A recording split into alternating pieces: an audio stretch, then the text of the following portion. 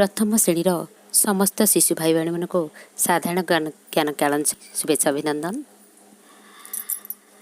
आम समस्ते दोली खेल निश्चय जानी आ दोली खेलिया आम समस्ते निश्चित भाव में भल पाथुआ। अच्छा, यही पर्वटी बा दोली आम क्यों पर्व खेलु? आम दोली हूँ रज पर्व आम समस्ते खूब खुशी खेली था आउ घर मानक पिठापଣା खाई था। नंबर 2 प्रश्न, आम परस्पर को विद्यालय रे भाई और भौणी उभय को राखी बांधि था, कारण यह हूँ रक्षाबंधन। जड़े अन्य जन को रक्षा करे। यही राखी बांधुवार पर्वर नामटी कौन?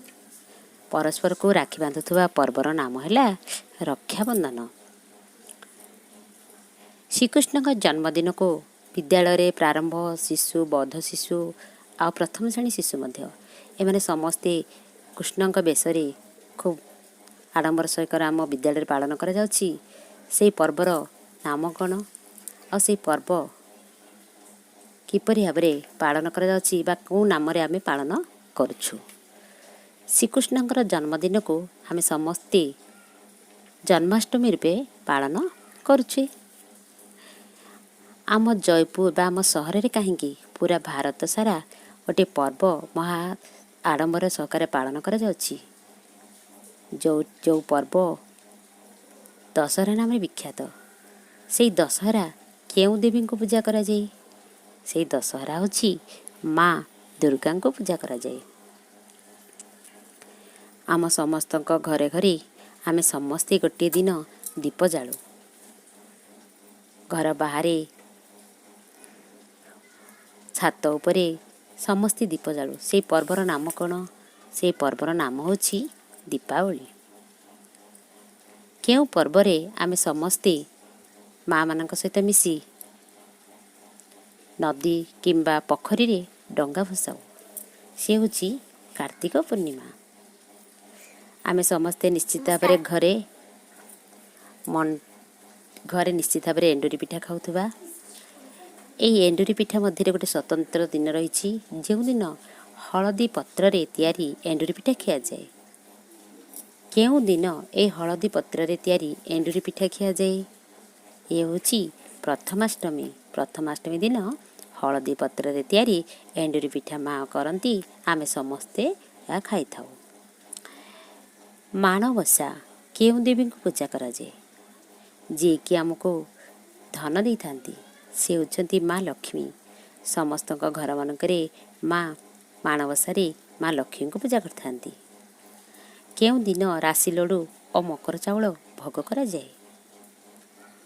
मकर संक्रांति दिन राशि लड्डू और मकर चाउल भोग करा जाए। जेमिति श्रीकृष्ण जन्मदिन को जन्माष्टमी रूप पालन कराला, ठीक सेहीपरि श्रीरामचंद्र जन्म दिवस को क्यों पर्व भाव में पालन करा जाए?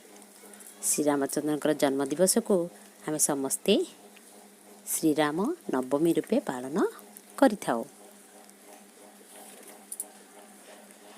आम जो पर्व दीप जालु तार अन्य नाम हूँ आलोकर पर्व। आलोकर पर्व क्यों पर्व को कहुए? आलोकर पर्व हूँ दीपावली। दीपावली दिन चारिआडे दीप लगा जाए और सबुआडे आलोकमय होता है, तेणु यहाँ आलोकर पर्व बोली भी कहुए। केउ संप्रदायर लोक माने बड़ दिन पालन करती, जेमिति हिंदू माने 12 मासरे 13 पर्व पालन करती, ठीक सेहीपरि विभिन्न संप्रदायर लोक माने विभिन्न पर्वपर्वाणी पालन करती। केउ संप्रदायर लोक माने बड़ दिन पालन करती?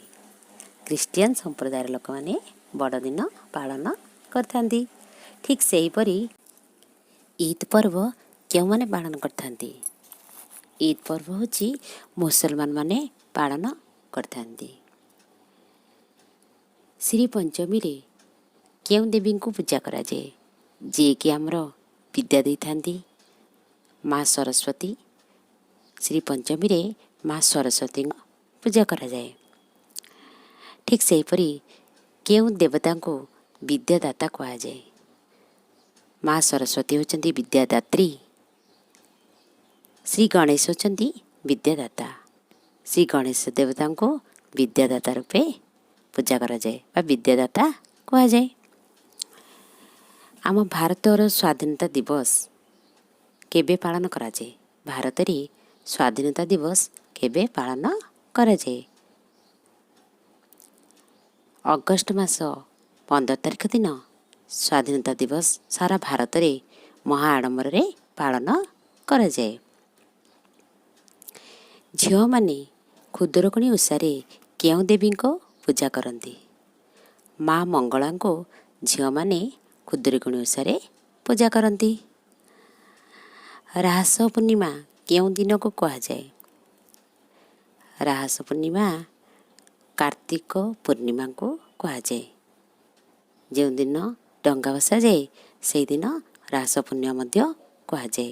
ରାସ ପୂର୍ଣ୍ଣିମା ଦିନ ରାଧାକୃଷ୍ଣଙ୍କୁ ପୂଜା ମଧ୍ୟ କରାଯାଇଥାଏ।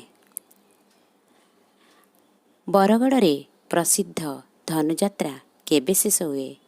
ବରଗଡ଼ରେ ପ୍ରସିଦ୍ଧ ଧନୁଯାତ୍ରା ପୌଷ ପୂର୍ଣ୍ଣିମା ଦିନ ଶେଷ ହୁଏ। ଧନୁଯାତ୍ରା ଶ୍ରୀକୃଷ୍ଣ ଏବଂ କଂସାସୁରଙ୍କ ମଧ୍ୟରେ ଆରମ୍ଭ ଓ ଶେଷ ହୋଇଥିଲା।